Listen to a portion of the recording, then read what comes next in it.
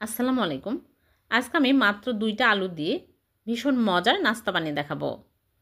খুবই মুখরোচক, বিকেলের চায়ের সাথে খেতে পারবেন। আশা করছি ভালো লাগবে। ভালো লাগলে লাইক, কমেন্ট, শেয়ার করে দিবেন। তাহলে চলুন বেশি কথা না বাড়িয়ে শুরু করি। প্রথমে ২টা বড় সাইজের আলু নিয়েছি।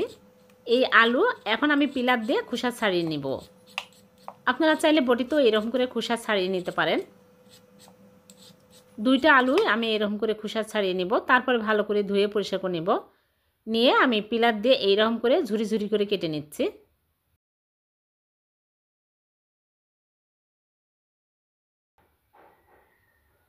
একদম লম্বা লম্বা করে এরকম করে কেটে নিতে হবে। আপনারা চাইলে বড়িতেও এরকম করে কেটে নিতে পারেন, তবে পিলার দিয়ে বেশি ভালো হয়, খুব তাড়াতাড়ি হয়ে যায়।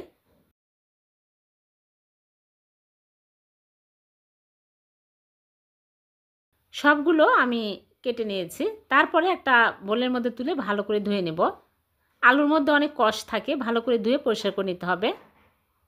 কয়েকবার পানি চেঞ্জ করে ধুয়ে নেব। তারপরে দিয়ে দিচ্ছি স্বাদ মতো লবণ, চিলি ফ্লেক্স হাফ চামচ দিয়ে দিচ্ছি, আর দিয়ে দিচ্ছি জিরার গুঁড়া হাফ চামচ, ধনিয়া গুঁড়া হাফ চামচ, আর কর্নফ্লাওয়ার দিয়ে দিচ্ছি। এখানে আর কোনো মশলা দেওয়ার প্রয়োজন নাই। কর্নফ্লাওয়ার দিয়ে আমি ভালো করে মাখিয়ে নিব।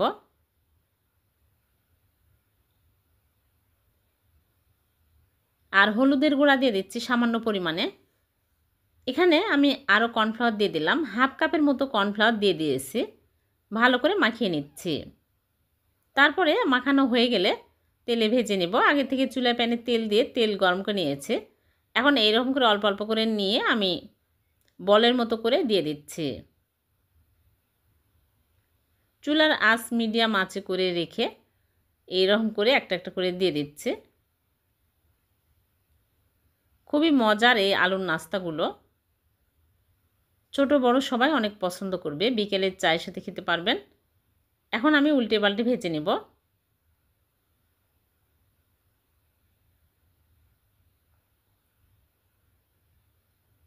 উল্টে পাল্টে ক্রিস্পি করে ভেজে তুলে নিতে হবে। অনেক সুন্দর কালার আসছে আর মুচমুচে হয়ে গেছে। এখন আমি তুলে নিচ্ছি। সবগুলো ভেজে তুলে নিব। মাত্র 2টা আলু দিয়ে এই মজাদার নাস্তা তৈরি হয়ে যায়, আর খেতেও হয় দারুণ মজার। খুবই কম সময়ে হয়ে গেল ভীষণ মজার নাস্তা। এভাবে বানিয়ে দেখবেন, খেতে কিন্তু দারুণ মজার হয়। একটা ভেঙে দেখাচ্ছি, খুবই লোভনীয়। ভিডিওটি যদি ভালো লেগে থাকে লাইক, কমেন্ট, শেয়ার করে দিবেন, অন্যকে দেখার সুযোগ করে দিবেন। আবারও দেখা হবে নতুন কোনো রেসিপিতে। সে পর্যন্ত ভালো থাকবেন, সুস্থ থাকবেন।